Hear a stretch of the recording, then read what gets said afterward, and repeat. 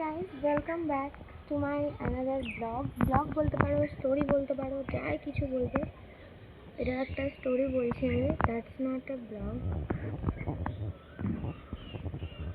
But মানে দেখতে পাচ্ছি, আমি খালি দেখছি যে জল কোথায় পড়ছে, কারণ আজকে ওয়েদারটা জাস্ট দেখো।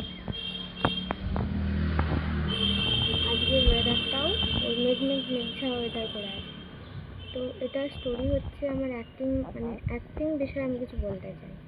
অ্যাক্টার বা অ্যাক্টিং, আচ্ছা, কার কার ছোটোর থেকে স্বপ্নমালতা অ্যাক্টিং করার, অ্যাক্টার হওয়ার? আমার তো অনেক স্বপ্ন, অনেক শখ, অনেক ইচ্ছা। তো তার জন্য আর কি আমি উপরে গিয়ে তোমাদের সাথে আলোচনা করছি।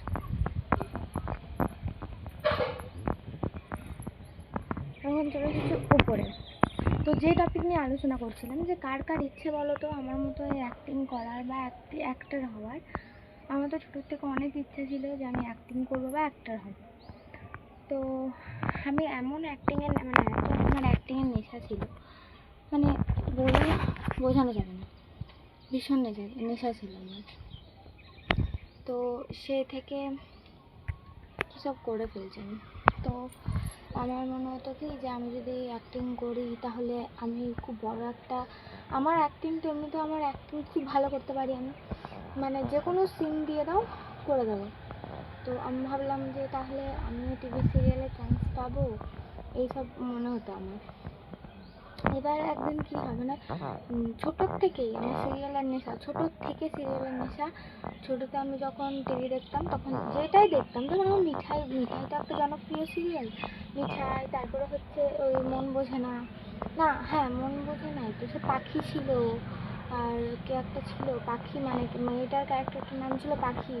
তো সেটা, ওগুলো সব জনপ্রিয় সিরিয়াল। দ্বীপ জেলে যায়, তো আমি একদিন মানে দ্বীপ জেলে যায় নাটকটা, সেটা আমি দেখেছি। দেখে পর আমি সেই কাগজে, মানে বড় বড় কাগজে জেঠিমা, কাকিমা, পিসিমণি এসব লিখে রেখে আমাদের যে এই যে টপগুলো দেখতে পাচ্ছ, এই টপগুলোতে চিটিয়ে পর যার যেটা ডায়লগ সেটা একে একে আমি যেতাম। যদি কেউ ঘোমটা নিয়ে থাকতো ঘোমটা নিতাম, কেউ যদি ওড়না নিয়ে থাকতো ওড়না, শাড়ি যদি কেউ পরে থাকতো শাড়ি। তো সেরকম একটার পর একটা ধাপ আমি দাঁড়িয়ে পর অ্যাক্টিং করতাম, মানে যার যেটা আর কি অ্যাক্টিং সেটা আমি করতাম।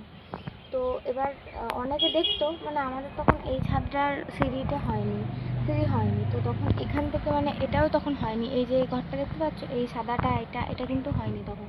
তো অনেক লোক দেখতো যে আমি খ্যাপার মতো বকছি কেন, কিন্তু তারা তো জানে না যে আমি কি করছি। তো ছোটোর থেকে এরকম আমি করতাম, যে এরকম ক্যারেক্টারগুলো নিতাম, সিনগুলো নিতাম, তারপর আস্তে আস্তে প্র্যাকটিস করে বলতাম।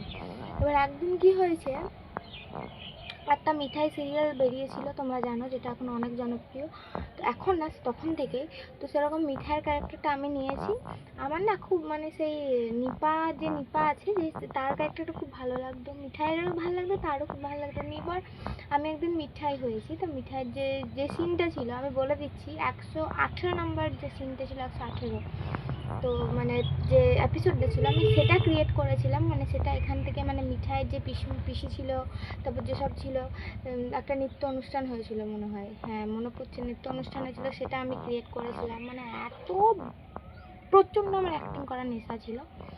আমি তো যেখানে দেখতাম এখানে অডিশন হচ্ছে, আমি ইউটিউবে সেগুলো দেখতাম যে কীভাবে অ্যাক্টিং করা হয়, কীভাবে, মানে অ্যাক্টিংয়ের জন্য তো স্লিম ফিগার চাই, এবার স্লিম ফিগার কারণ নাও হয়, মানে হিরোইনের রোলটার জন্য একটু বেশি স্লিম ফিগার দরকার। তো আমি তারপর না, আমার উচ্চতা, হাইটের তো কোনো দরকার নেই, মানে প্রচুর আমাকে সবাই ডিমোটিভেট অনেক করেছিল, যে না এইসব যাস না, অ্যাক্টিং করা ভালো না, এই না ওই না, ডিমোটিভেট মানে সবাই করেছিল, তার সাথে সাথে মোটিভেট অনেকে করেছিল। তো এখন আমি একটা কথা বলি, যে যারা অ্যাক্টিং করছে তারা তো আমাদেরকেই, মানে কী বলবো, আমাদের জন্য তো করছে, আমরা দেখছি যে আমাদের ভালো লাগছে, আমাদেরকে এন্টারটেন করার জন্যই তারা করছে। কিন্তু তারপরে কি হয়, যে অ্যাক্টিংয়ের জগৎ নাকি ভালো না, এটা শুনতে হয়। এবার আমি জানি, যেহেতু আমার অ্যাক্টিং করার ভীষণ নেশা, তো আমি জানি যে অ্যাক্টিংয়ের জগৎ ভালো না খারাপ সেটা সব থেকে বেশি করে ভালো জানবে যারা অ্যাক্টিং করে। তো তারপরে না আমি তাদের বায়োগ্রাফি জানতে শুরু করি, মানে কার কীরকম বায়োগ্রাফি, সে কীভাবে এসেছে ইয়েতে, অ্যাক্টিং লাইফে কীভাবে এসেছে, তো এসব আমি জানতে স্টার্ট করে দিই। তো তারপরে জানতে স্টার্ট করে দিই তাদের প্রচুর আর কি, মানে প্রচুর স্ট্রাগল করেছে তারা, প্রচুর মানে প্রচণ্ড স্ট্রাগল করেছে, পড়াশোনা করেছে, তারপরে অ্যাক্টিং লাইফে গেছে। এবার যারা মানে যারা ব্যাকগ্রাউন্ডে থাকে তাদেরও কিন্তু পড়াশোনার দরকার হয়।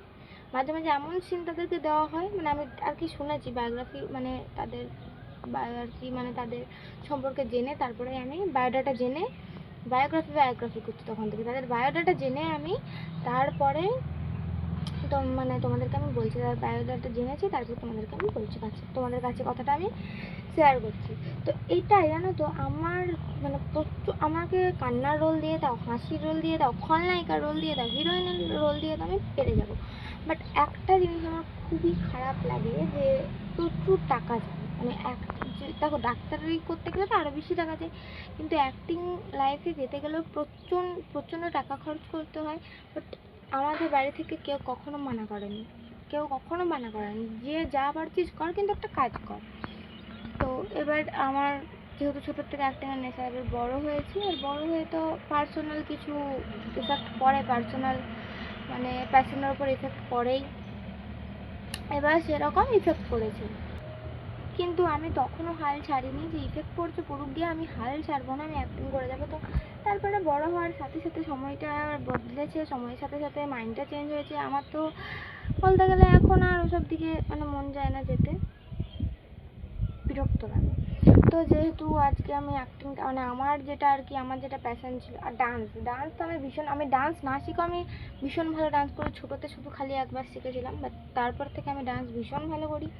যারা ডান্স শিখেছে ডান্সটা করতে, সেটা আমি না শিখেও করতে পারি। তো এরকম ট্যালেন্টও আমার কাছে মানে আমার আছে, কি জানি না, ঘরের সমস্ত কাজ করতে জানি, মানে এক কথা থেকে জুতো সেলাই থেকে চণ্ডীপাঠ সমস্ত কিছু করতে পারি।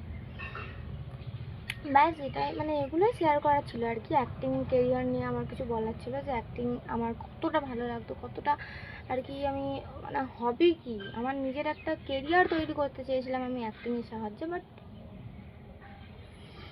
সময় বদলায়, সাথে সাথে সমস্ত কিছু বদলায়। তো যাই হোক, এখন অ্যাক্টিংয়ের কথা সাইডে রেখে তোমাদেরকে এটা জানিয়ে দিই যে এখন কদিন এই ব্লগটা ছাড়ার পর এখন কদিন ব্লগ আসবে না।